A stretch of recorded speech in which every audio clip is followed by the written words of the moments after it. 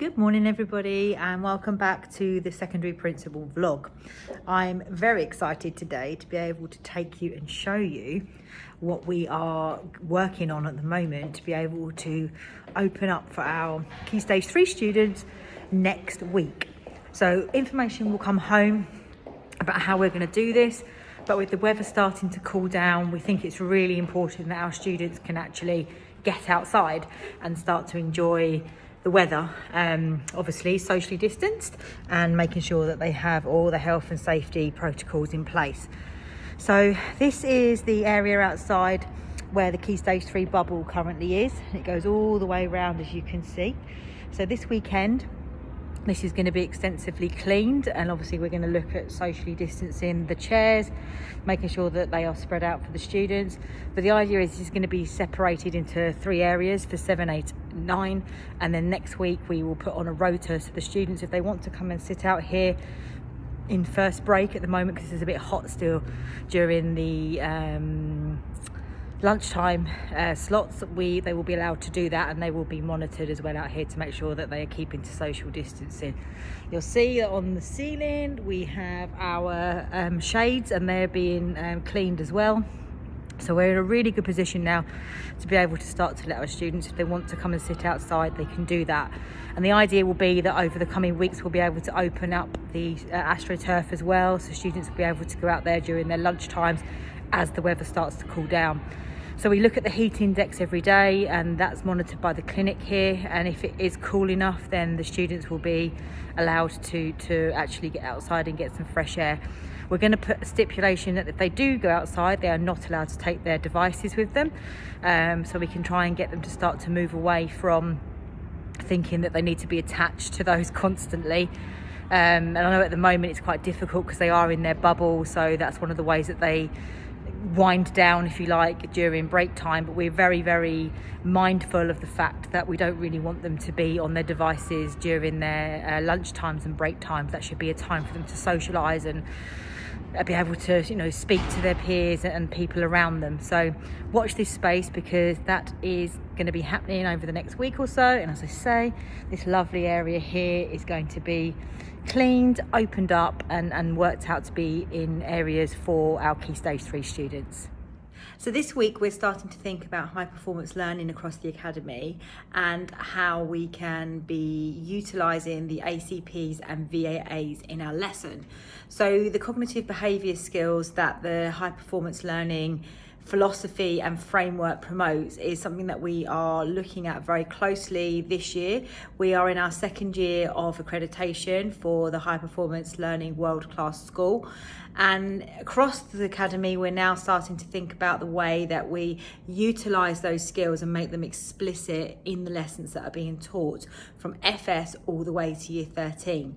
So this week I've made a little board in my office, which is to remind me that I need to be very mindful when I'm teaching my lessons. I teach English here, that we are making sure that our students can explicitly access what it means to be analysing or looking at meta thinking skills within the lessons. So one of the things that I'm particularly excited about is with our extracurricular programme, when we are allowed to obviously get those up and running again, about how we can link these skills not just in the classroom but outside of the classroom as well. So the values, attitudes and attributes, the VAAs for the High Performance Learning Framework, they come under 3 categories, which is empathetic, agile and hardworking. And within that empathetic category we have collaborative, concern for society and confidence. And I think within the lessons, we know that our students probably can analyse, they can realise, they can be creative, but it's more about the behaviours around learning as well. So things like, are our students empathetic? Yes, absolutely. We know they're empathetic, but do they actually understand what it means to be empathetic? Do they understand that you need to be able to be collaborative, to seek out opportunities, and to receive responses for their work? Do they understand what it means to be concerned for society and what that looks like in practice in their lessons? So if they're analysing a poem in English, they might be thinking, if they're looking at a poem from another culture or a different culture, whether or not they can actually empathise, with the character or with the poet that has written that poem, and they can draw those key skills out in that lesson. So that's something that we are very much focused on as we move forward to the remainder of this term. This term is going so quickly. I cannot believe we're talking to you and we're a couple of weeks out from October break. But this is something that you're going to see more and more of, and we are going to do some open evenings and some parent talks as well on high performance learning and what that looks like at home. And in my welcome letter at the very beginning of the year that I sent out, I talked about how being at home and being able to talk to your child about world events and what's going on in the news and society is really important, because actually for them to be able to verbalise and have that conversation and debate with you is something that's going to really enhance their cognitive skills.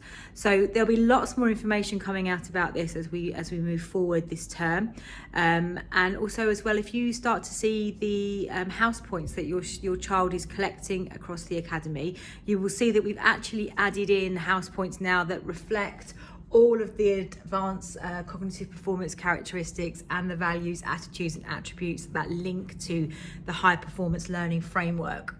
And you'll be able to see what skills your child is using particularly effectively in the classroom. And just finally from me on that topic, if you are interested as a parent in learning more about Professor Deborah Eyre and the HPL High Performance Learning Framework and Philosophy, I can highly recommend this book, which she wrote especially for parents. So as a school, we use her red book, which is amazing for us to be able to tap into the philosophy and the ideas and the research. Everything that this is done is underpinned by research. But she wrote a book especially for parents, which is called Great Minds and How to Grow Them. She did that in conjunction with Wendy Berliner as well. And it is actually available, I think, on Amazon and also through the High Performance Learning website. So I'm not promoting, obviously, that you buy this, but if you are interested in the high performance learning philosophy and framework and seeing what it actually means as a parent and how you can, grow great minds at home and obviously work with us at school to assist in that, then I can highly recommend. So if you have any questions about high performance learning, or there's anything particularly that you would really like to know about, please get in touch, and I'd be absolutely delighted to put a webinar or some kind of meeting on to talk about it some more with you. Have a lovely weekend and take care.